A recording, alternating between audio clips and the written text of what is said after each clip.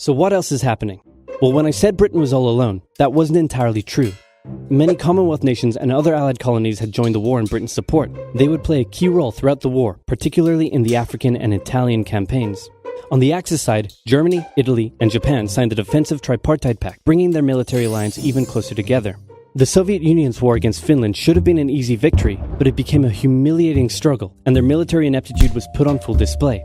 In the end, they did force the Finns to sue for peace. Then, they continued their honorable campaign of pushing around much smaller countries by annexing the Baltic states and part of northern Romania. France's colonies in equatorial Africa were like, heck no, we aren't going to join the Germans, and they all pledged their allegiance to free France, except for Gabon, which had to be taken by military force. The Allies also tried to capture the strategic port of Dakar, but that ended in failure. Mussolini had seen Hitler's successes, and he thought now it was Italy's time to shine, so he tried to take British Somaliland, and that went pretty well. Then he tried to take Egypt, and that went less well. Then he tried to take Greece, and that went really badly. Churchill began referring to Italy as Europe's soft underbelly. He began favoring a military campaign from the south and started sending British troops to Greece.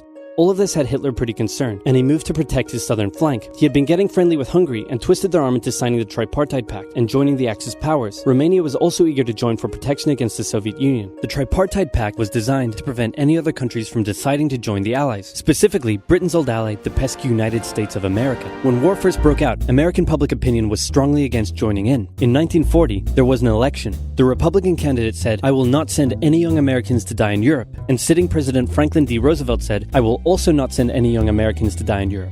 Unless I have to, then I might." And Roosevelt won. Churchill asked him to join the war, but Roosevelt said, "No can do, Winston, but you know what? Here, have some weapons." America began supplying the Allies with food and munitions, but there was one problem.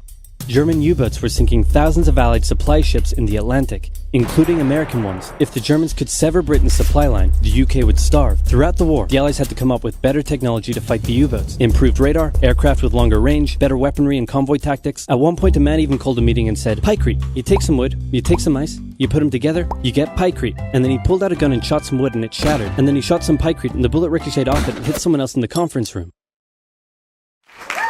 Then they tried to make a pykrete aircraft carrier, but that idea was scrapped because that's a really dumb idea. In the end, Alan Turing and his team of codebreakers cracked Germany's Enigma code, and the U-boats gradually became less and less of a threat. Back in Africa, Britain decided to push Italy out of Egypt. Hey, that was pretty easy, so they kept going.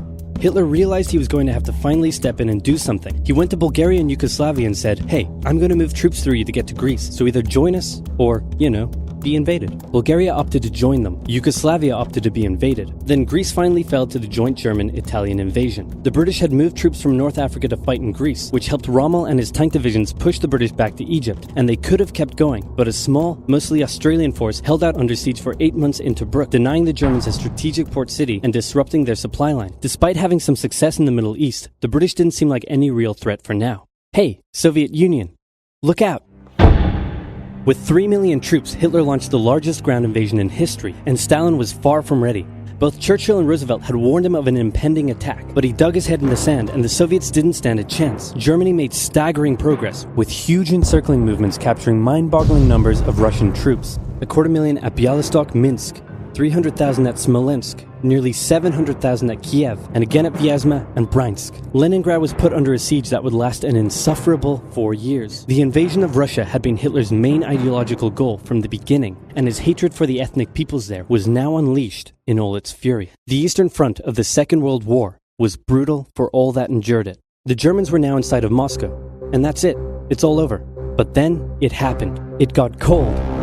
Stupid cold. Hitler had hoped the Soviets would give up before winter, but they kept fighting. His commanders came to him and said, "Can we please dig in for the winter and wait until spring?" "No, keep going." "But oil is literally freezing inside our vehicles." "That's fine, keep going." "We're having to leave the corpses of our frozen horses by the side of the road so we can still find our way in the snowdrift."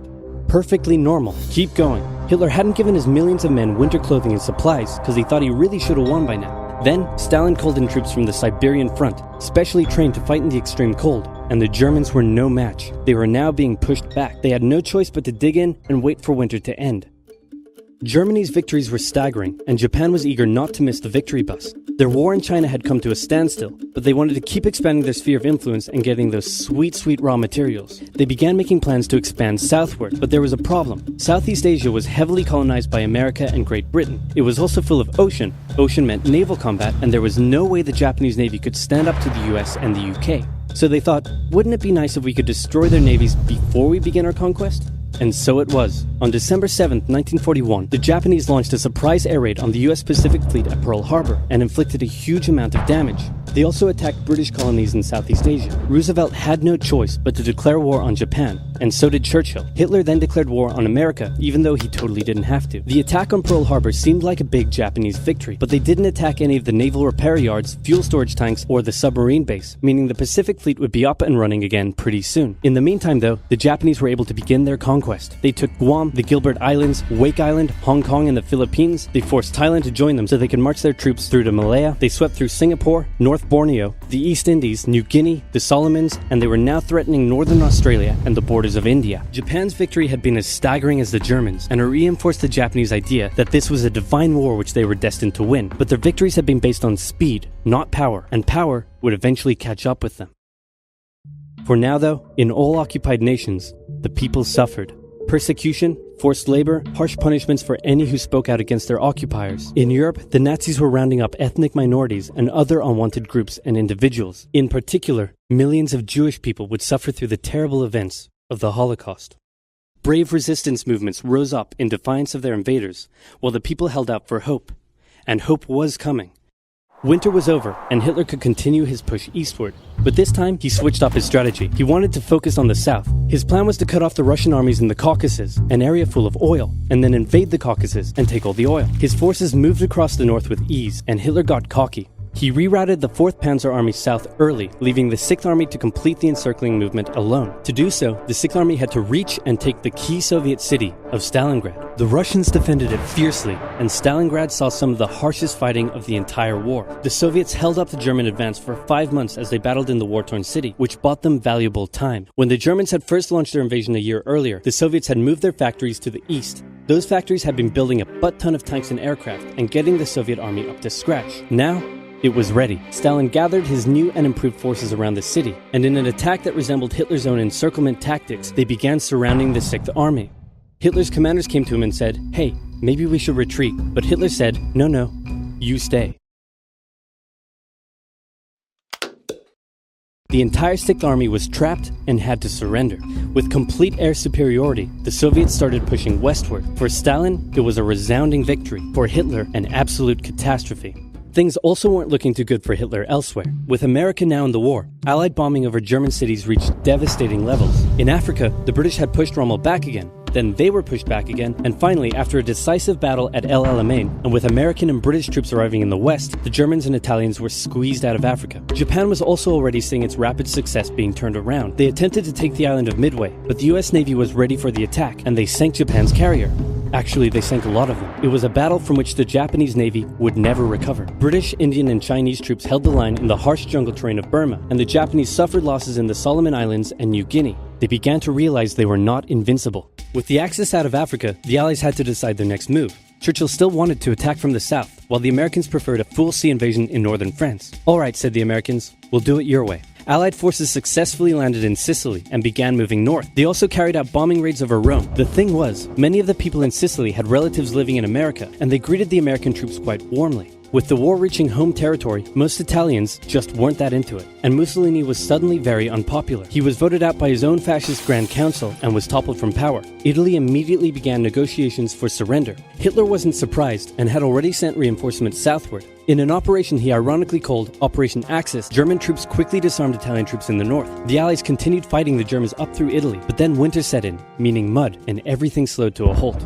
"All right," said the Americans, "let's do it our way as well." Germany had made itself a lot of enemies, and millions of Allied troops had been gathering in England as factories worked around the clock producing the war material needed for a super crazy massive the likes of which the world has never seen before invasion of Europe. The Germans knew an Allied invasion would come, but they didn't know where it would land. Thanks to Allied deception tactics, they thought there was a pretty good chance it would come at Calais, but the Allies were really going to land in Normandy because it was less fortified and the beaches were nicer. Under the careful planning of General Dwight D. Eisenhower, the invasion that had been long in the making was just about ready to go. Just one thing was preventing the launch: the British weather. For For a short while, everyone sat around waiting for a decent day, and then it came. On the night of June 5th, over 1,000 bombers took off and raided coastline defenses, while paratroopers were dropped inland in a bit of a chaotic operation, tasked with sabotaging defenses and capturing key bridges to stop any German reinforcements from reaching the beaches. Early the next morning, the barrage came, as Allied ships fired a huge number of shells at the German fortifications, and then the landings. The Americans at Utah and Omaha, the British at Golden Sword, and the Canadians at Juneau. It was a tremendous struggle with a great loss of life, particularly at Omaha, but the Allied troops captured the beaches and the landings were a success. Then they began their movements inland. They took the port of Cherbourg and the city of Caen. The Americans moved south to capture Brittany. Then, in a massive disaster for the Germans, British and Canadian troops from the north and Americans from the south trapped the German 7th Army in a near wipeout encircling movement. In August, Allied troops landed in the south of France to little resistance. On one beach, all they found was a Frenchman handing out champagne. Paris was liberated, and the Germans were pushed out of France as the Allies entered Belgium. In the Far East, the Allies started to push the Japanese out of Burma, as the Americans launched a two-pronged offensive in the Pacific. In the south, General MacArthur led the push to liberate the Philippines, while General Nimitz oversaw the brutal island-hopping campaign. American forces had to make hard-fought landing after hard-fought landing on fiercely defended small islands as they moved steadily towards the Japanese mainland. The Japanese believed that the greatest thing a person could do was to die in battle, and the most dishonorable act was to surrender. As a result, they fought ferociously to the very end, and the closer the Americans got to the mainland, the more ferocious the resistance became. In February 1945, the Americans captured the island of Iwo Jima, and an intense firebombing campaign of Japan's wooden cities began. The Allies suffered some setbacks trying to liberate the Netherlands, but they were making progress and were now threatening the industrial heartland of Germany. Hitler's health, both mentally and physically, was rapidly deteriorating. Things were looking bad, and he was desperate. He said, "We need to turn this thing around, and I've just the trick. Remember a few years back when we blitzkrieged through the Ardennes and trapped the Allied forces in Belgium? Well, I'm going to do the exact same thing. Again." He gathered his forces and tried to pound them through the Ardennes. He used up the remainder of Germany's strength and resources, and he managed to create quite a nice bulge. He also trapped some American forces in the Belgian town of Bastogne. The Germans sent the trapped Americans a message saying surrender or be annihilated. When it was read out to the commanding officer, he said, "They want to surrender? No, sir, they want us to surrender." Nuts! And that's what they sent off as their official reply. General Patton's Third Army then managed to break the siege from the southwest, and the Germans were pushed back. Hitler's last-ditch attempt had failed, and what followed was a total collapse of the German forces. The Allies pushed into Germany from both sides. The Soviet Union took Warsaw and kept pushing to Berlin. In his bunker, Hitler realized all hope was lost. Berlin fell, and with it, Hitler's dreams of a great German empire. Two of the Axis nations had been knocked out. One to go. The Americans began their assault on Okinawa, the last island before they would reach the Japanese mainland. The desperate Japanese fought hard, launching kamikaze attacks on the US ships. The citizens of Okinawa suffered through the terrible fighting, but in 2 months, the island was captured. The Allies now had to make a choice. Either continue the devastating struggle up the Japanese mainland, or they could try to coerce the Japanese into surrendering now. In July, the first successful atomic bomb test took place in New Mexico, and the destructive weapon was ready for use. America and the UK were also seeing the Soviet Union not so much liberating as occupying its captured territories, and so they wanted to put on a show of force. On August 6th, the A-bomb fell on Hiroshima. Then, on the 9th, Nagasaki. The cities were reduced to rubble, and for the people living there, it was a terrible fate. But for the Allies, it achieved their main aim. In September, the Emperor announced Japan's surrender, saying the war situation has developed not necessarily to Japan's advantage. After 6 years, war was finally over. The Allies occupied Japan for 8 years. The Emperor was allowed to keep his position, but General MacArthur made sure this picture was printed in the Japanese press, to display to the Japanese people that their Emperor was not the divine, powerful being they had believed. Germany was divided between America, the UK, France, and the Soviet Union. In 1949, the Allied sectors were united into West Germany. The Second World War had been more terrible and destructive than the first. In its aftermath, two major superpowers with two very different ideologies had come out victorious, and the tension between the two of them would create a new kind of war. A very, very cold one.